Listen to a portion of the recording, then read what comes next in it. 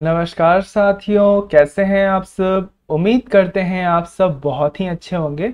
तो मेरा नाम है हर्ष और स्वागत करता हूं आपकी अपनी यूट्यूब चैनल मेंस बाबा के ऊपर में। तो जिन्होंने वीडियो को लाइक कर दिया है बहुत बहुत धन्यवाद। जिन्होंने नहीं किया है प्लीज़ कृपया कर दीजिए। साथ ही साथ शेयर कर दीजिए उन तमाम विद्यार्थियों के साथ जो तैयारी कर रहे हैं UPSC, state PCS, SSC, banking, railway इत्यादि किसी भी एग्जाम की जहां पे करंट अफेयर आता है। तो आपका स्वागत है। तो आइए देखते हैं आज मॉर्निंग के 5 बजे के कौन से 5 इंपॉर्टेंट क्वेश्चन हैं। तो मैं पहले हाइलाइटर चेंज कर लेता हूं।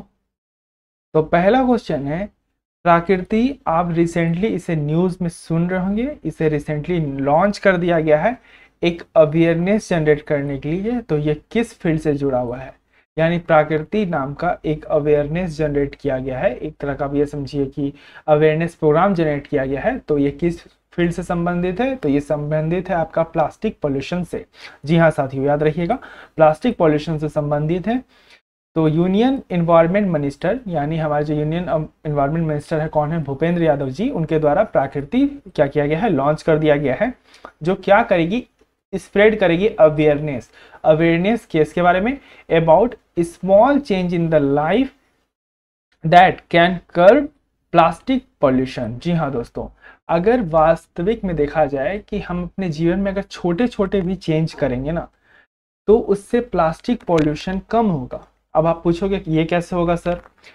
देखो साथियों, आप अगर एक पॉलीथीन में कोई सामान लेके आते हो, ठीक है, एक कैरी बैग है, आप उसमें सामान लेके आते हो, कुछ ऐसा सामान लेके आ रहे हो जिससे वो कैरी बैग गंदा नहीं हो रहा है, तो उसे आप एक से दूसरे बार तीसरे बार यूज कर सकते हो। डायरेक्ट एक बार में उसे फेंकने की जगह आप उसे 2-3 टाइम यूज कर सकते हो। दूसरी बात, जब आप मार्केट जाते हो तो अगर आपको कुछ ऐसा लाना हो जहां आपके दिमाग में सेट है कि हाँ कुछ लेके आना है मुझे, तो आप घर से अपना कैरी बैग लेके जाइए और उसे दोबारा यूज कीजिए। इससे क्या होगा कि आप जो कंजम्पशन करेंगे प्लास्टिक की, वो ऑटोमेटिकली कम हो जाएगी। जब कम हो जाएगी तो जो प्लास्टिक पॉल्यूशन बढ़ रहा है वो भी कम हो जाएगा। प्लास्टिक पॉल्यूशन अब इस स्तर तक बढ़ चुका है ना कि इससे बहुत सारी समस्याएं हो रही हैं। मैंने ऑलरेडी इसके ऊपर एक स्पेशल क्लास लिया हुआ है, जैसे कि मैं आपको दिखा देता हूं कि बहुत पहले मैंने लिया था plastic waste management amendment rule 2021 में जो चेंजिंग आया है, प्लास्टिक से जुड़ी क्या समस्याएं हैं नहीं है, मैंने सब इसके ऊपर चर्चा करी हुई है। आप जाके इस वीडियो को देख सकते हैं, आई बटन के पास भी लिंक दिख रहा होगा, जाके देख लीजिएगा। पर अभी रुक जाइए, मैं आपको डिस्क्रिप्शन में भी लिंक दे दूंगा, फिर आप इसे देख लीजिएगा। तो अभी भूपेंद्र यादव जी के द्वारा इसे लॉन्च कर दिया गया है। ये हाईलाइट करेगा जितनी भी ग्रीन इनिशिएटिव प्रोग्राम चलाई जा रही है, किसके द्वारा, जैसे ministry of environment, forest and climate change के द्वारा, और साथ ही साथ CPCB that is central pollution control board के द्वारा जो भी प्लास्टिक वेस्ट मैनेजमेंट करने की कोशिश की जा रही है, जो भी प्रोग्राम चल रहे हैं, उनको ये हाईलाइट करता है। इससे क्या होगा कि लोगों के बीच में, जैसा कि मैंने बताया, कि अवेयरनेस जनरेट होगा और उससे प्लास्टिक का जो कंजम्पशन है वो कम होगा, जिससे प्लास्टिक पॉल्यूशन ऑटोमेटिकली कम हो जाएगा। तो अगर टॉप 5 स्टेट की बात कर लें इंडिया के, भारत में, कि कौन सबसे ज्यादा प्लास्टिक प्रोड्यूस करता है, तो सबसे पहले स्थान पे आता है आपका महाराष्ट्र। इसमें जो डेटा दिया है वो दिया है टन्स में। उसके बाद गुजरात है, उसके बाद तमिलनाडु, फिर उत्तर प्रदेश और कर्नाटक। तो ये आपके 5 राज्य हैं साथियों जो प्लास्टिक उपज करने में सबसे ज्यादा हैं आगे। तो आपका एएनआई न्यूज के अंदर में आया हुआ था, इसलिए मैं आपके साथ इसे साझा कर रहा हूं। आशा करता हूं आपको समझ में आ गया होगा। अगर समझ में आ गया है तो वीडियो को लाइक जरूर कर दीजिएगा, सेशन को शेयर भी कर दीजिएगा, साथ ही साथ दोस्तों के साथ, और चैनल को सब्सक्राइब करने का भी कष्ट कर लीजिएगा। इसके लिए मैं आपका सदैव आभारी रहूंगा। तो मैंने स्पेशल क्लास लिया हुआ है, जाके देख लीजिएगा। दूसरी क्वेश्चन की बात करें तो अभी एक अपडेट आया है किसका, WHO का, किसके ऊपर, एयर क्वालिटी डेटाबेस। जी हाँ दोस्तों, एयर क्वालिटी का अभी क्या आया है, एक डेटा आया है। उसमें आपको बताना है कि पूरे विश्व भर में जो अनहाइजीन एयर है, यानी अनहेल्दी एयर है, उसमें सांस लेने वाले कितने प्रतिशत लोग हैं, तो वो है 99% लोग, जो बहुत ही हमारे लिए दुखद बात है। 99% लोग ऐसी जहरीली हवा में सांस ले रहे हैं जिनसे उनकी मौत हो सकती है, जिनके उनसे बहुत सारी बीमारियां हो सकती हैं, और ये हमारे लिए काफ़ी गंभीर विषय है। इस चीज़ों से बचने के लिए दोस्तों मैं आपको बोलना चाहता हूँ कि अपने स्तर पे कि आप इससे कैसे बच सकते हैं। ज़्यादा से ज़्यादा पेड़ लगाइए, कोई भी चीज़ हो पेड़ लगा दीजिए, समझ गए। तो पेड़ लगाने पे ज़्यादा ध्यान दीजिए, आप पेड़ लगा सकते हैं।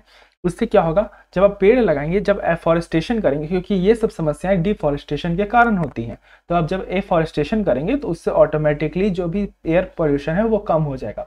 अभी ऐसी कोई मशीन नहीं, कितना भी आप फिल्टर लगवा लो, दिल्ली में बड़े बड़े एयर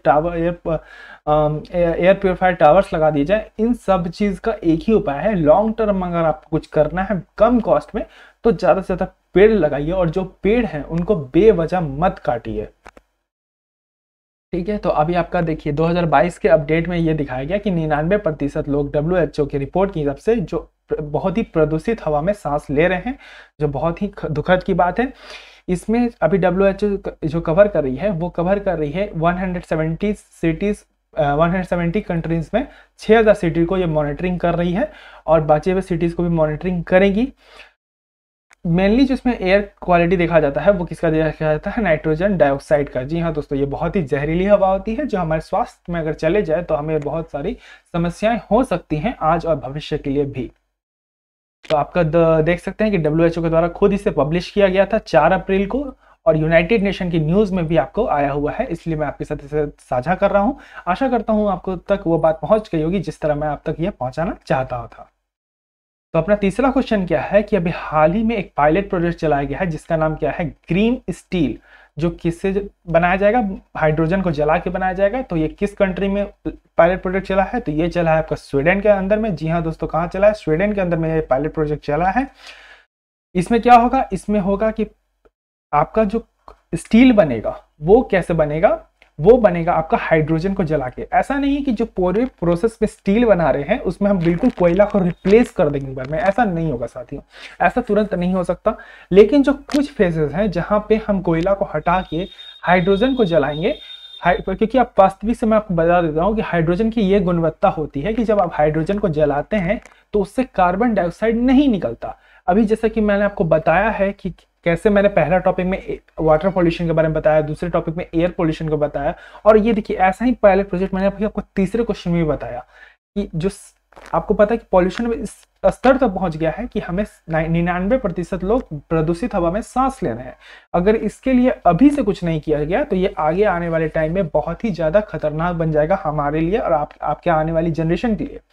इसलिए साथियों ऐसे प्रोजेक्ट का चलना बहुत ही जरूरी है। तो एक बार में प्रोसेस में ऐसा नहीं होगा। अभी हम लोग क्या कर रहे हैं, जैसे जो चेन ऑफ प्रोडक्शन होता है उसमें मान के चलो अगर 5 चेन है, ठीक है, आप मान के चलो 5 चेन है, तो कम से कम 2 चेन में हाइड्रोजन का प्रयोग करेंगे, 3 चेन में कोयला का प्रयोग करेंगे। वास्तविक सा बात है, अगर 2 चेन में हाइड्रोजन का प्रयोग करेंगे तो उससे पॉल्यूशन पे बहुत ही असर होगा और कम होते जाएगा आगे। तो आपका आया हुआ था द हिंदू के अंदर में, देख सकते हैं साथियों, और एनर्जी वर्ल्ड के भी अंदर में आया हुआ था, इसलिए मैं आपके साथ इसे साझा कर रहा हूं। आशा करता हूं आपको समझ में आ गया होगा। तो चौथा क्वेश्चन है कि हाल ही में आप ब्लू नाइल रिवर एक नाम की रिवर को सुन रहे होंगे।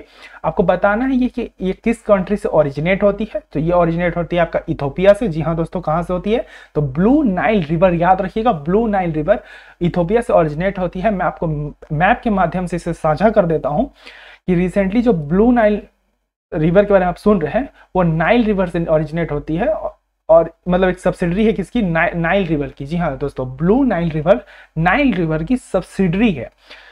सब्सिडरी का मतलब होता है कि उसी से टूट कर बह रही है। और ये जो नाइल रिवर है ये कहाँ से ओरिजिनेट होती है, ये होती है आपका लेक टाना से। जी हाँ दोस्तों, कहाँ से, लेक टाना से होती है। आप देख सकते हैं यहाँ ब्लू नाइल है, मैं आपके साथ इसे साझा कर रहा हूँ। और ये जो आपकी निकल रही है, आप देख सकते हो कि ये इथोपिया वाला क्षेत्र है। आप देख सकते हो कि यहाँ से मैं आपको कवर कर रहा हूँ बिल्कुल तरीके से कि ये इथोपिया वाला क्षेत्र है। और ये बह के कहाँ जा रही है, ये जा रही है आपका स्वीडन में। तो स्वीडन में जा रही है, तो सॉरी सूडान में, नॉट स्वीडन, सूडान में जा रही है आपकी।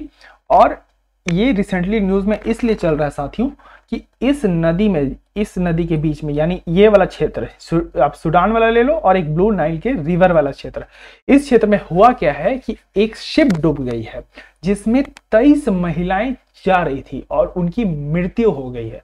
ये बहुत ही दुखद बात है हमारे लिए भी।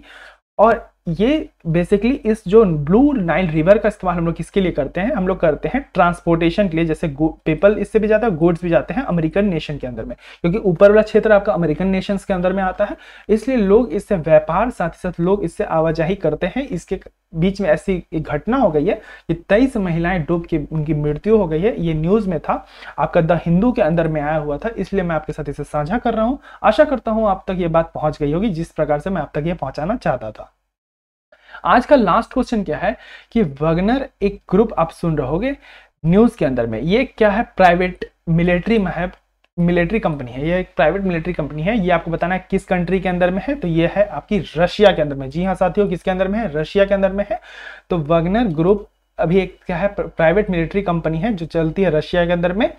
तो जो ब्रिटिश मिलिट्री एजेंसी है उन्होंने बताया है कि 1000 से भी ज्यादा मिलिट्री जो तैनात कर दिए गए हैं, जो इनका नाम क्या है, वैगनर ग्रुप, उनको कहां पे तैनात कर दिया गया है, ईस्टर्न यूक्रेन के पास में। आपको पता है कि किस तरह रशिया यूक्रेन के ऊपर इंक्लेविजन किया हुआ है और इससे बहुत सारे समस्याएं आ रही हैं और रशिया पूरे तरीके से जीतना चाहता है, इसलिए उसने क्या किया है, डिप्लॉयड का मतलब होता है वहां पे तैनात कर दिए हैं। किसी भी एक्शन को लेने के लिए अब रशिया यहाँ पे रेडी है और रशिया पीछे नहीं हट रहा है। आपका द टाइम्स के अंदर में आया हुआ ये न्यूज यहाँ पे ये थी कि वैगनर ग्रुप ने क्या किया है, 300 सिविलियन को मार दिया गया है मेल के अंदर में। जी हाँ, माली के अंदर में 300 सिविलियंस को मार दिया गया है वैगनर ग्रुप के मिलिट्रीज के द्वारा। ये एक तरह का विटनेस क्लेम किया गया है लोगों के द्वारा और ये कह रहे हैं ये सच है, बट रशिया इसे मानने के लिए रेडी नहीं है, बट ये कुछ लोग बोल रहे हैं सच है। तो अब क्या है सच नहीं है, ये तो इंटेलिजेंस रिपोर्ट ही बताएंगी। तो आपका न्यूज़ के अंदर में आया था, इसलिए मैं आपके साथ इसे साझा कर रहा हूं। आशा करता हूं आपको आज का वीडियो अच्छा लगा होगा। अगर अच्छा लगा है तो प्लीज़ लाइक शेयर सब्सक्राइब कर दीजिए। दिन रात आपके लिए बहुत ज़्यादा मेहनत करता हूं मैं। और साथ ही साथ योजना सीरीज, इंस्टीट्यूशन सीरीज चल के खत्म हो गई है, जाके देख सकते हैं। प्लास्टिक अमेंडमेंट रूल 2021 के बारे में मैंने बता दिया है, डिस्क्रिप्शन में लिंक दिख रही होगी, आई बटन के पास भी आपको लिंक दिख रहा होगा, जाके देख लीजिए। साथ ही साथ अपने दोस्तों तक पहुँचाइए। अगर आपका कोई भी सुझाव हो तो कमेंट बॉक्स में देना ना भूलें। तब तक के लिए अपना ध्यान रखें और बड़ों का सम्मान करें, छोटों को प्यार दें। धन्यवाद। जय हिंद, जय भारत।